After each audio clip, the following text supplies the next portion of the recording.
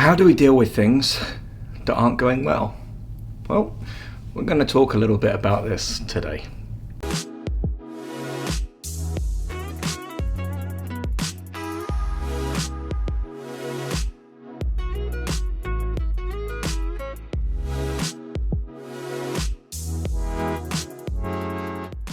Whilst it's true, life is here to go well. It's a self-fulfilling prophecy in a way, because life is set up for survival and it's set up for expansion. And in this sense, things do go well. But to our minds, human minds at least, sometimes we perceive things in a really negative way. Listen, life isn't always going to be rainbows and sunshines. We know that, don't we? Because we move through experiences that tell us that. And what do they breed in us? Well, they breed contrast, meaning difficult situations emotionally, or things that we resist inside of ourselves. And why does this happen? And does that offer a benefit? Well, yeah, it does. It offers us the knowledge of a potentiality of something new, meaning if I'm having a really tough time, I'm like a slingshot, aren't I? Or a springed coil. I've used this a few times on the channel. The coil that's been put together like this, it's holding so much potential energy, isn't it? So that when you let go of that coil, what's going to happen? Naturally, all of that energy expands, isn't it? And the coil goes boing. And in this way, we're no different. We might be experiencing negative moments, but it's all happening for a good reason. It's just a moment of the coil being sprung. Just before the coil is being sprung, it's all tight, isn't it? And that's difficult situations that we go through, and we recognize they happen in cycles. We're going to talk about this today, but before we do, I want to bring your attention down below to the free offerings that we have. There's a free breathing practice, a free community, a free introduction to Hatha Yoga, all down below. And the thing I'm wanting to bring most people's attention to is that next step. If you're looking for the next step in your awakening, or if you're looking for some structure, you don't really know what you're doing, you're going into this into a DIY kind of way, and you just want somebody who's got a little bit more experience on the journey to show you the pitfalls and show you what not to do, and also what to do, and give you the guidance there, then you're more than welcome to sign up for the 6-month immersion training. There is very few spots left, but if you're up for it, then by all means apply down below. It's free to apply, but of course the 6-month training requires investment. So how do I deal with things that aren't going well? I got this on the Facebook, and my assistant found it for me and thought it was a good one, and I agree, because it relates to my life. Most of you know I've just been in a big car crash a couple of weeks ago, finally beginning to recover after a little bit of a really quite a dodgy weekend actually, feeling wise, but body was in quite a lot of pain. But sometimes we recognize these aren't necessarily things that we choose to happen to us, isn't it? Nobody wants to be in a car crash, of course. And nobody chooses potentially to go through a depression or a moment like this, or a dark night of the soul.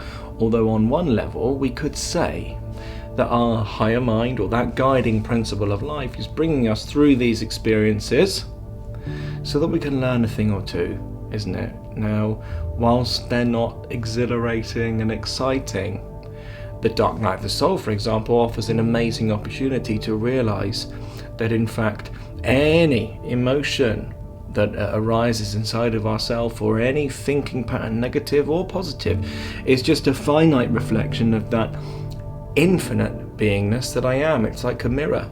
They're little reflections, and so we see the finite aspects of self, but reflected back to us, if we can be in that space, is the infinite nature, the screen on which the performers or the actors play. Now, we might be going a little bit too deep, so let's get really grounded in this.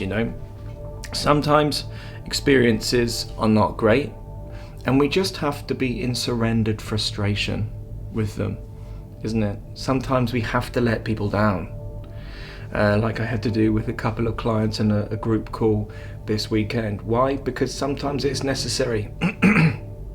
We don't like doing it, but sometimes we have to surrender to the frustrated feeling that creates and do it anyway, isn't it? Because we recognize, what is true surrender? True surrender isn't waving that white flag and giving up like the French did, in World War II. No, it's about surrendering to the process in the true way, meaning surrendering to whatever's in front of me. My teacher always used to say something really lovely. He says, all experiences moved through are good. And that takes the mind out of it a little bit, isn't it? Because the mind likes to judge. It likes to say, gosh, this is great, or this sucks. But all experiences moved through are good. The reason why this is because it removes all expectation from ourselves. Expectations generally are mental, aren't they? We have an expectation for our life, and there's a wonderful joke, isn't there, that says, if you want to make God laugh, tell him your plan for life, because we recognize our egos don't create our life. In a way, life takes care of life. And so what does that mean, to surrender to that? It means to surrender to whatever comes. It means to suck away the expectations, and your experiencing of experiences without judgment will do that anyway. In fact, even if you're judging experiences as good or bad, sometimes after a while, if we continue to judge those experiences, louder experiences come, so that we stop judging and just go, okay. In fact, okay isn't even necessary. You just experience and move on. And then we might begin to stop asking the question of ourselves, how are you? How am I feeling? Because it's irrelevant. We just are experiencing life in a way, isn't it?